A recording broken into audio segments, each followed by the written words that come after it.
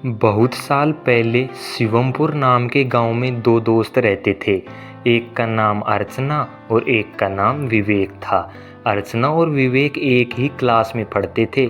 बचपन से ही दोनों साथ में खेलते, खाना खाते और एक बेहतरीन जिंदगी जी रहे थे।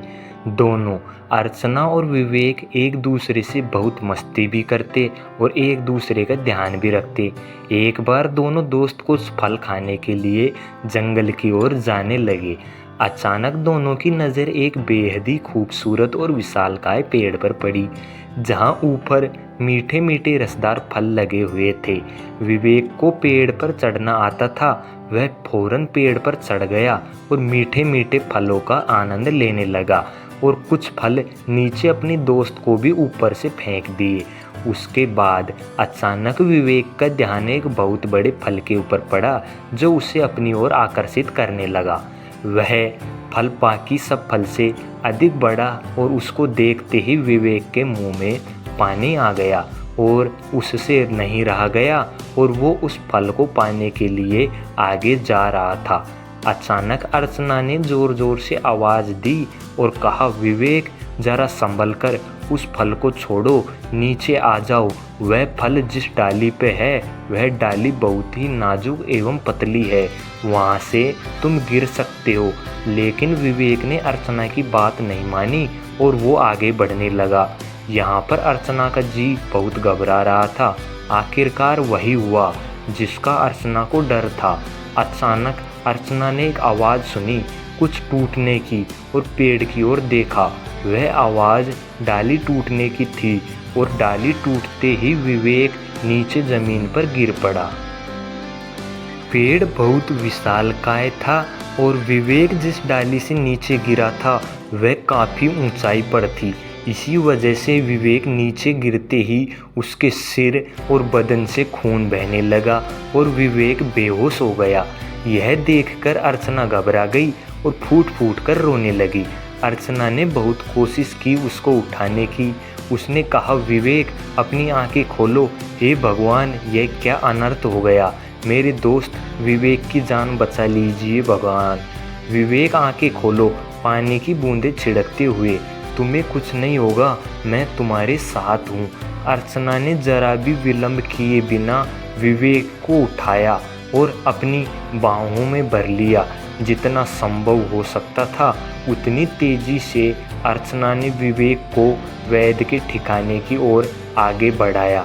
कुछ वक्त के बाद वह वैद्य के पास पहुंच गई और उनके कहने लगी, वैद्य जी मेरे दोस्त विवेक को बचा लो, उसको कुछ नहीं होना चाहिए।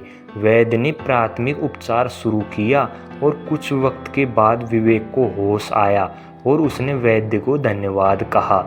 यह सुनकर वैद्य ने कहा, बेटा विवेक, अगर तुम्हें किसी को धन्यवाद कहना हो तो तुम अपनी दोस्त अर्चना को कहो। वह अगर 1 मिनट भी विलंब करती तो आज तुम शायद जीवित नहीं बचते। तुम्हारी जान वास्तव में तुम्हारी दोस्त अर्चना ने बचाई है, उसको तुम दिल से धन्यवाद कहो बेटा।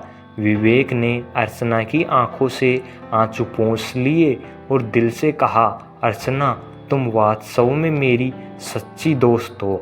आज तुम न होती तो मैं कब का खुदा को प्यारा हो जाता।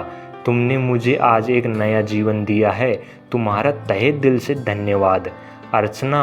और तुम मुझे माफ़ कर देना, मैंने तुम्हारी बात नहीं सुनी और पतली डाली की ओर आगे बढ़ गया, जिसके कारण मैं नीचे गिर गया।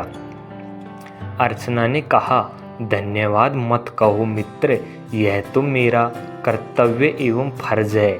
एक दोस्त को मुसीबत से बचाना और उसका साथ देना सच्चे मित्र का ही कर्तव्य है। मैंने तो केवल अपना फर्ज निभाया है और आज विवेक, सच में तुम्हें जिंदा देखकर मुझे इतनी खुशी और उत्साह है कि मैं उसे अल्फाजों में बयां नहीं कर सकती।